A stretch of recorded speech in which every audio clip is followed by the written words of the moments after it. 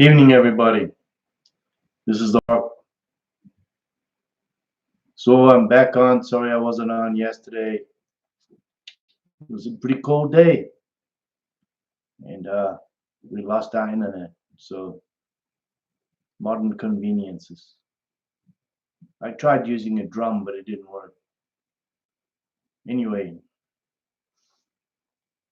so I'd like to talk about Trevor Noah, ex-South African, wrote the book "I Was Born a Crime."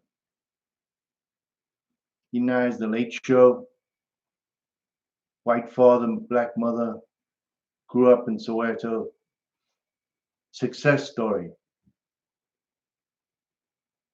At first, I used to think he was pretty funny, and his stories were informative. I sometimes appreciated the nuances that he used and the funny way of putting things. But since he's got into late night TV, his sole attack is on our president.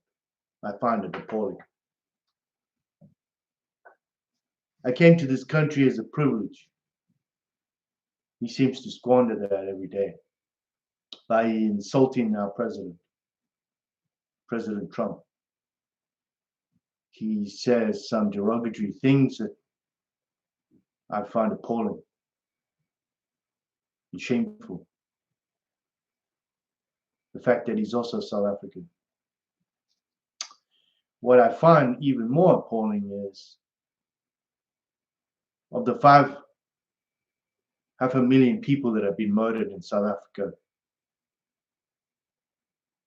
minus the 70,000 white people that have been murdered, the rest are blacks. I always find this ironic when it comes to people of color, that they always play the race card. It irritates me. You're either a human being or you're color. Irritates me. So I'm white, so what? You black, so what? You colored, whatever race you want to be. Irritates me. Because I really don't care. It's the character of who you are. Every time he has someone on his show that's right, conservative, he insults them. He can't even look them in the face. He looks aside and he comments like this, and then he doesn't look. He doesn't look at them. That's, if you can't look somebody in the eye, then there's a problem. He's condescending.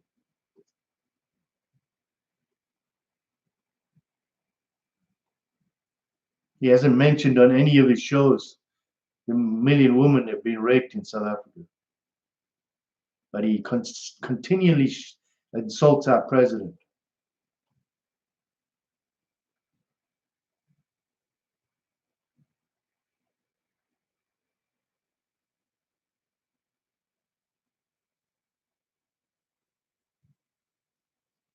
Where are all the other South Africans? The ones that left, like me. They're in Australia, New Zealand, Canada, England, Greece, Russia, Belgium, Germany, Holland, Spain, Italy, Malta, Turkey. I know you're out there. I know you're listening. Don't abandon your people in their hour of need. Go to your politicians, go to the newspapers. Let them know what's going on.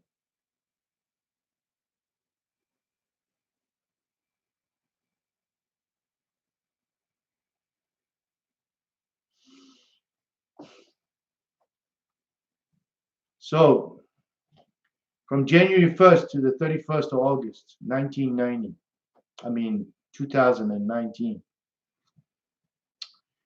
307 farm attacks, 1.2 farm attacks per day.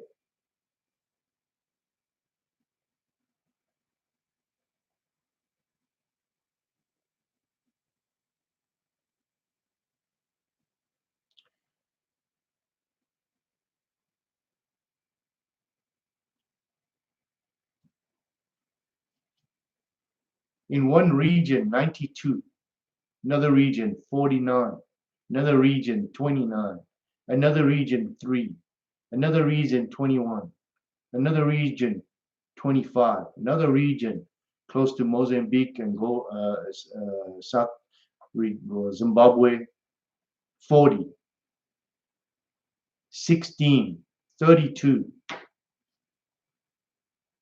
50% of the attacks are between 6 at night and 12 at night.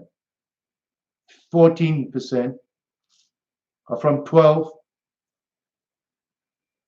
to 11. 40% are from 6 o'clock to 12 o'clock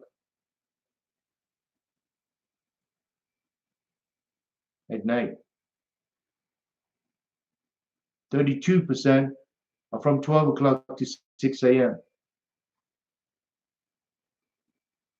Of the 307 farm attacks, 34 people were murdered. Umpteen tortures, and more than 50% of them were raped, including the men. And that's the new trend now. Gang rape the men.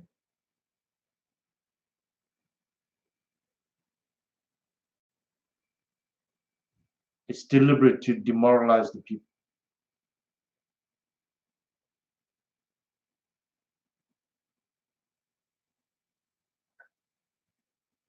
I'm being accused of dramatizing the situation in South Africa. Well, next week I will do a show where I will not say a thing. Not one word. And for as long as I can, I'm going to show you picture after picture after picture after picture after picture of brutalized people. Women, old women, children, men, animals. I will show you. You think I'm lying? I will show you the truth. I will show you thousands and thousands of pictures. I'll put them all together in just a little pictorial thing. It'll roll for half an hour. And for half an hour, I hope you have your tissues. Every day, everybody's living in fear down there.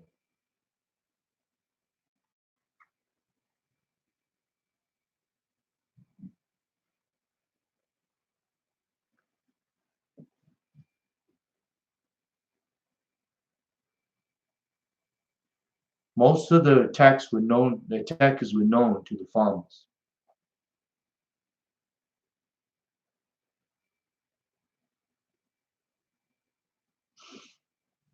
So let me give you some revelations. I've been mentioning this and I keep saying it and I keep saying it and I keep saying it. Nobody's listening to me. 3,000 farms are owned by the ANC government. Of the 3,000 farms that were allocated to the people either sold them, took the money, or the farms fell apart. 75% of the land that is still available and out there is in the hands of the ANC government. And yet, what they want to do is take it from the legitimate farmers that are farming the land and making food security.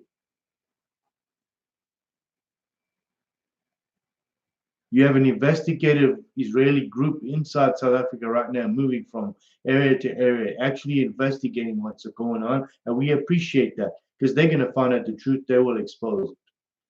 Another revelation, CNN, crap news network, is doing a documentary on all the crimes in South Africa and all the rapes and murders now suddenly. But you know what that's going to be all about, right? It was the white discriminative people that made this happen so that people couldn't have jobs, and now the people are just killing each other and raping each other because of it. I can see it. I can predict what's coming. It won't be the truth. It'll be twisted, a lie, complete lie. In the early 90s, like I said before, when when uh, when the Russian Federation or the USSR fell apart, the ANC was informed that they did not have funds to support them anymore. They went for Cuba as well. Hence, Cuba pulled out of Angola and all these other places, and Russia did too, and they pulled back to Russia. And the communist regime of the Russian Communist Party, all that fell apart. Now the ANC were at the mercy of the rest of the world. IMF walked in, told them, you're either going to take this deal or we will collapse you. So they were told in no uncertain terms, we won't lend you any money if you don't. There was apparently 16 of them, 8 on the nationalist side, 8 on the ANC side.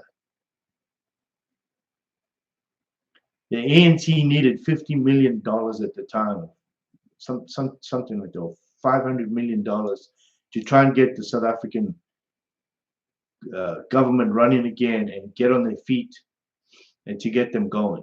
The IMF promised them the money on condition that all 16 of them sign that document and to follow the liberal policies of the American government at the time. That was 25 years ago. Since then, we've had Republicans in place, Democrats, and Republicans again. The demographics of Washington change almost in every administration change. But when you have the masses of South Africa, 90%, I wouldn't say 90%, but a good majority of the people are uneducated. Massive voter corruption. People tend to vote for the same people over and over and over again, getting the same result. Hence, what's happened now in South Africa is that every single one of the politicians that are in power right now are corrupt. Their hands are dirty. They've done all kinds of stuff. They've been caught for corruption, murder, rape, assault, drunken driving, domestic violence. The list is ridiculous. They've corrupted or bankrupt company after company after company. Some of them have even got ongoing criminal cases against them, and yet they're still in power. What I'm trying to say is, back in the early 90s, Oppenheimer, Rupert, the IMF, and everybody else that was involved in that meeting condemned an entire country to the possibility of starvation, civil war, and hatred. Instead of becoming the rainbow nation, it's become a nightmare. The minute Mandela died, and they put Zuma in power, Zuma has no morals. He has no fortitude. He has no brains. He can't even count. He literally raped the country because he had no tact. Nobody was holding him accountable. Nobody would.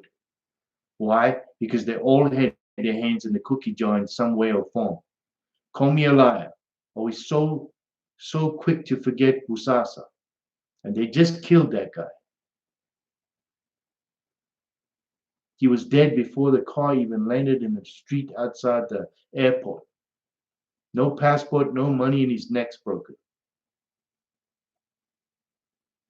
No blood. But we're all supposed to swallow that pill? Look, this ain't about white people and black people. This is about corruption at the highest level of a country. What I find absolutely appalling is that the United States sends $50 million every year for aid, and where does it go? Straight to the ANC. Same government that's just blowing the money on themselves. It never gets to the people. Never bought a house, never bought a clinic, never paid for any hospitals, never got a doctor through school, never helped a nurse get through school. Nothing went in their pockets. BMWs, Gucci shoes, nice suits. Even the chief of police has a nice hat.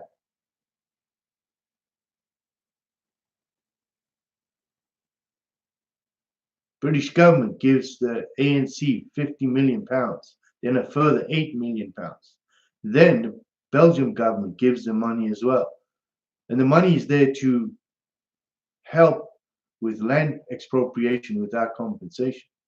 Don't you find that ironic? That is just like bizarre.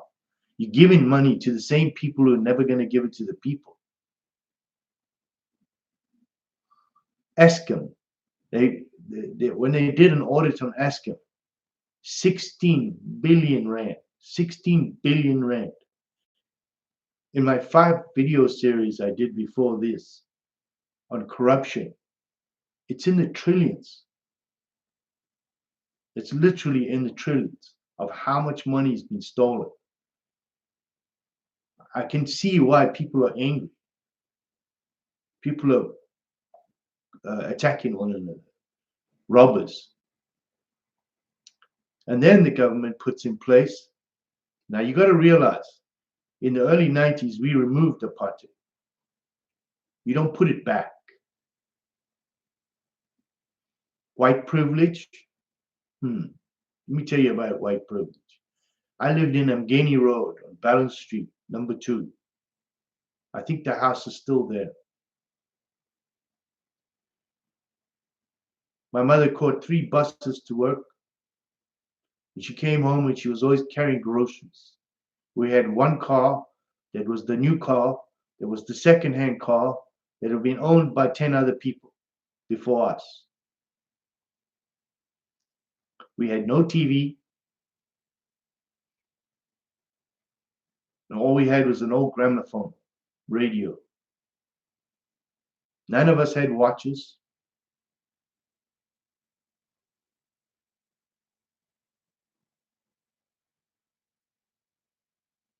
White privilege. In that street lived black people, colored people, and Indian people.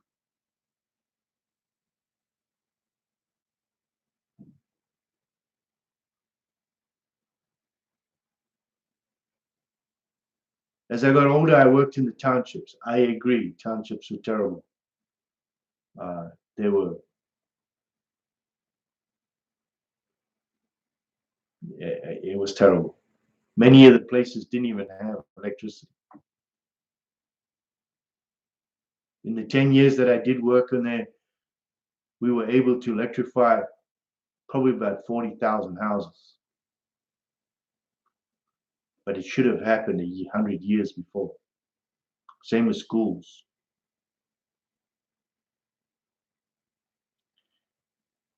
Political rhetoric on racism doesn't work. What the ANC did was come into power and put another 164 racist laws in place, which just basically reversed what apartheid was doing. And now it's not for black people, it's for white people. Economy is collapsing, guys. There's nothing left. You can't force a man to do something he doesn't want to do. A man has to have an incentive to build. So if you cut the incentive off, and another thing, who's actually paying taxes in South Africa?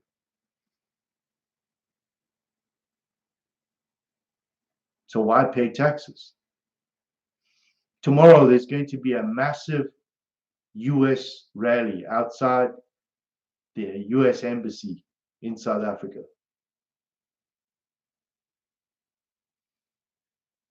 Where Patriots for Minorities, the Survivor Group, USAC, and a few other groups are going to go hand in a petition at the US embassy tomorrow morning. If any of you are there, brave enough to go and face them, please attend.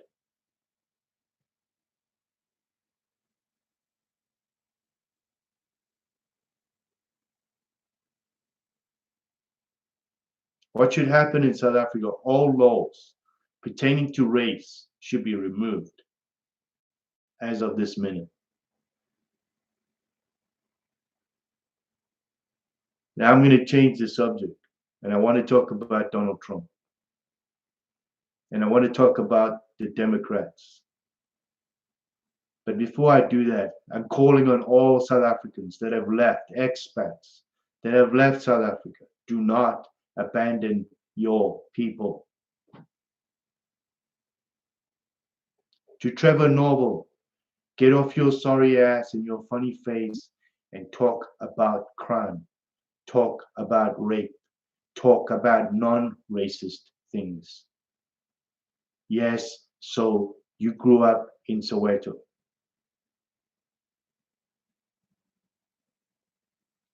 We all grew up in a system we didn't understand. You cannot blame us all for what happened. When we finally found out what was going on, it was too late and we changed it. But you cannot fix the past. You can only fix the future. So to keep on perpetuating this lie, this narrative, and the history of it, and sticking it in our face so that you do not solve a problem, you make it worse. Hatred becomes hatred, and hatred just becomes more hatred. And in the end, nothing's getting solved.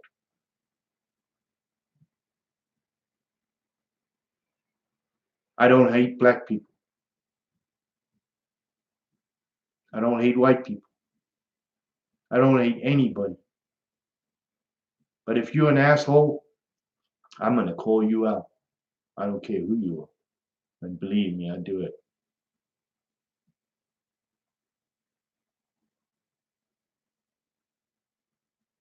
Now to Donald Trump.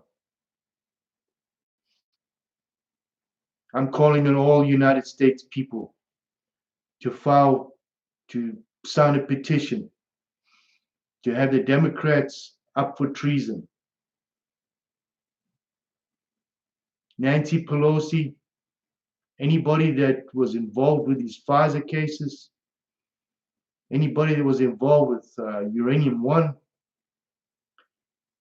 and any of these politicians that keep filing these erroneous impeachment nonsense, it's time to put this to rest. I'm sick of it. We're all sick of it. We're tired of it. Nothing's getting done. We want them out. I'm saying let's do a petition and sanction the Democratic Party as treasonous and have them all arrested. We should demand a referendum in the United States to have them all arrested, including Comey, even the Clintons,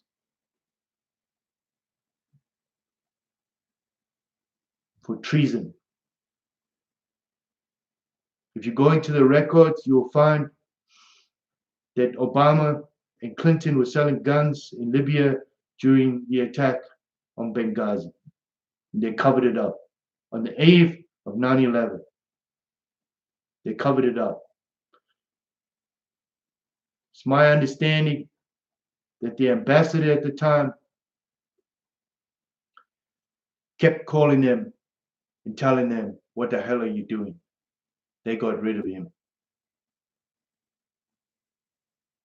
Julian Assange has just been given permission by the federal government and the federal courts to read Hillary Clinton's emails.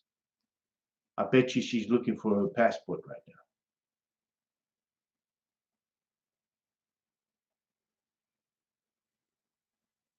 If you recall, Obama gave the Iranians $16 billion of our tax money, and the oil dropped to $25 a barrel.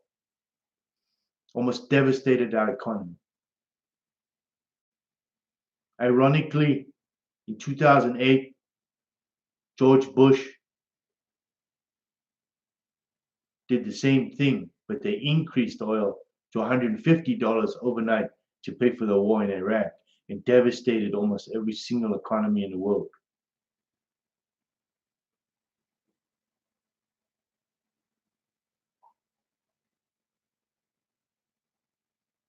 Now that Trump's in there, he's put more sanctions on Iran.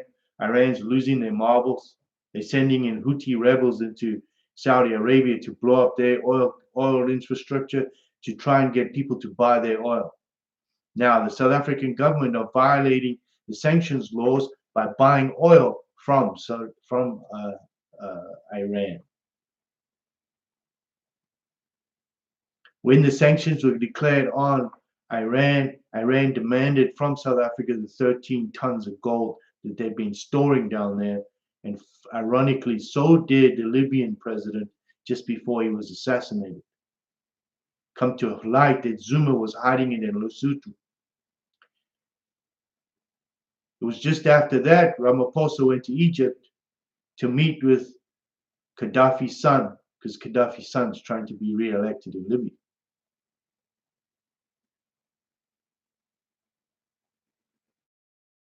You see the sordid games that go on here.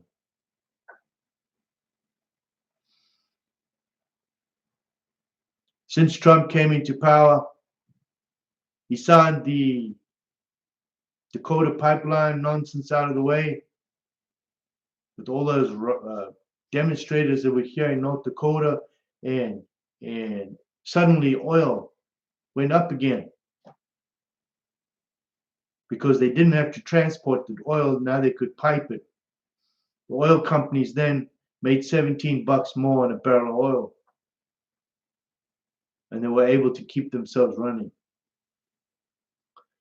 Iran got sanctioned and oil slowly came up. He took away all the restrictions that the Democrats have been putting in place, and the rhetoric and the economy is booming. I think the stock market was up 200 points today.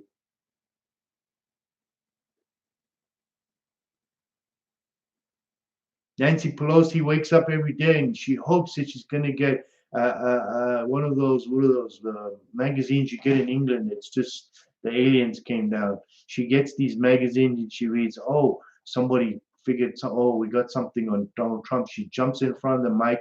She looks like she's half cut from something, or she's taken some pills. She's shaking. She's almost 90 years old. And she's trying to say, we're going to get Trump. We're going to get Trump. Oh, guys. And it sounds like they're all dithering fools. Most of these people are in the 80s and 90s. What the hell are they doing? They're all demented. They're demented. They're causing untold trouble in the United States. We don't need these people. We don't need them. You got to realize 554 people run 300, almost 400 million people. 554 people rule 400 million people, and they're just doing a stupid job, screwing up. And with the best president we've ever had, they're just doing everything they can to stay in there. You know why? Because they're the swamp. This is the swamp.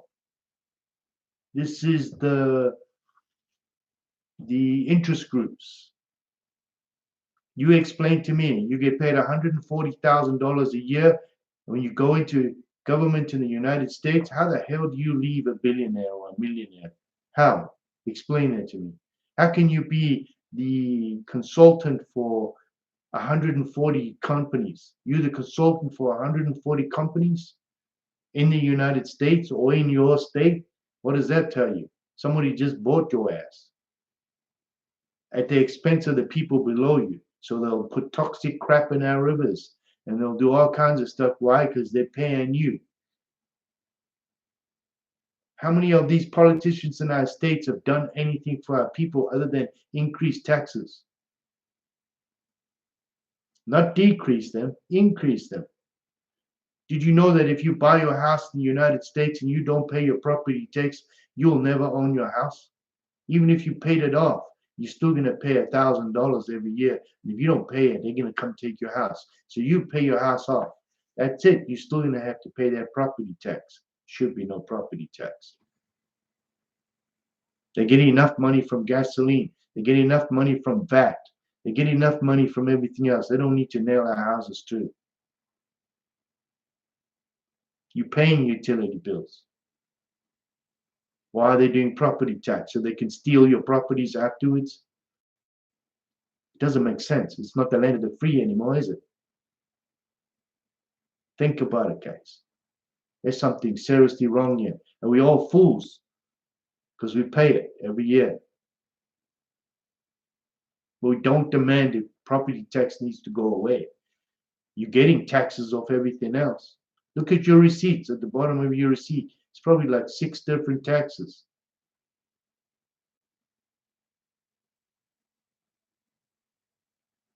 Where's all this money going? To the 454 scavengers there in power, in the House and the Senate, because they're not doing their damn jobs.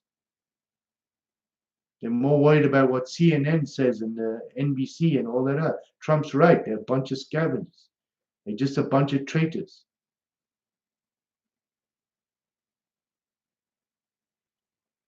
What Obama did in Iraq and Afghanistan is a travesty to the United States, Iraq, and Afghanistan.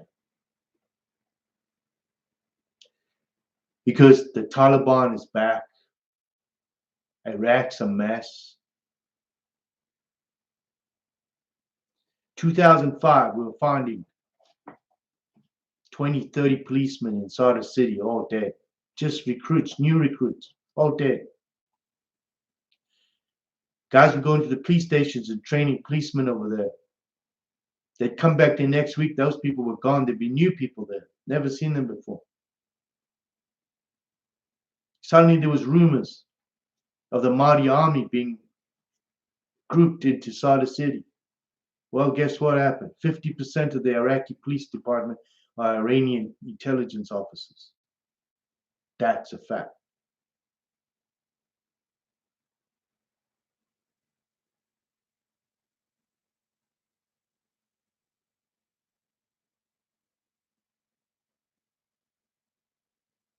People don't want to understand this. I was there for 8 years.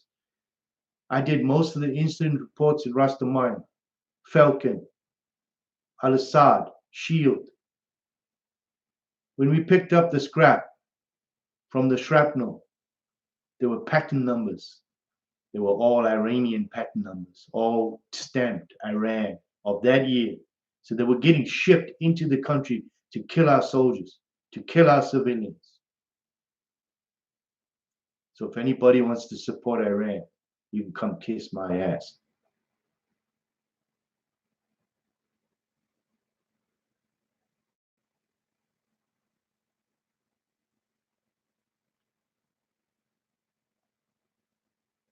If you guys like my videos, please subscribe, hit the like button, share, let the world know what's going on in South Africa. And please support President Trump.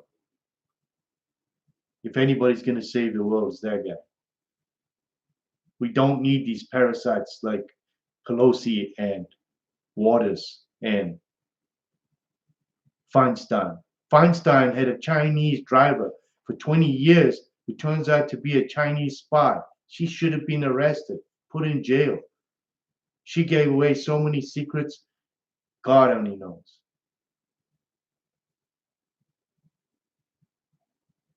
We all have short memories.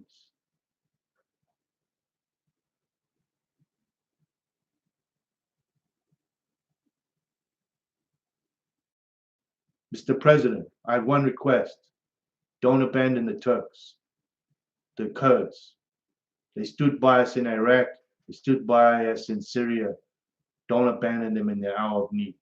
That's the only request I'm asking you. And as for South Africa, you passed the Eli Wiesel Act. It was also a tripartisan law about genocide and stopping the fact that there's genocide. And you're killing your people. In South Africa, over 70,000 people have been murdered. 164 laws on the books that discriminate against a race. And now they're going to take their land. These are human rights violations. of the highest order, far worse than apartheid ever was. I didn't agree with apartheid then, and I don't agree with it now. And these people need help. An interim government needs to be put in place. I'm not asking for civil war. I'm asking for change, positive change. An interim government in place, new elections run by international observers, international voting houses, nobody else, no electronics, proper IDs in central hubs, done correctly, no more corruption. A new government can be formed and massive investment can be put back into South Africa to revamp that country and put it back on its feet. I'm calling for all these criminal businessmen like Harry Oppenheimer, De Beers, Anglo-American, the Ruperts that did this crime to our people to be arrested and their assets seized in South Africa and taken away from them. Every politician in government that's corrupt, who has any dirt on it, arrested as well and tried for treason.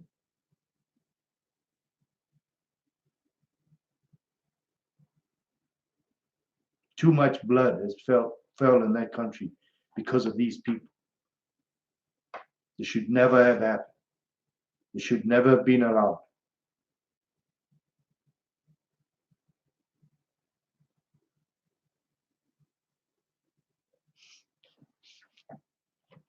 So I'm going to change the channel a little bit. I'm starting to upgrade it. I'm going to start getting more video equipment, and I'm going to start becoming a media house because I think the message needs to go out. So things are going to change. I appreciate all your support. And to all you that think I'm a racist, I'm not a racist. I was brought up by a black lady called Elizabeth Kumalo, taught me many values. One of my best friends, his name is Godfrey Makanya. He was like my father.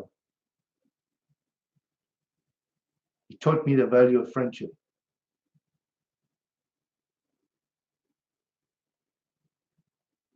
What I don't like is what is happening in South Africa. Because I fought against apartheid, which was for the black people. But what I'm seeing now, the whites are being persecuted. So I'll fight for them too, because it's only right. And I'll fight against crime, and I'll fight against murder, and I'll fight against rape. Because what you've just done is murder the souls of women and little girls.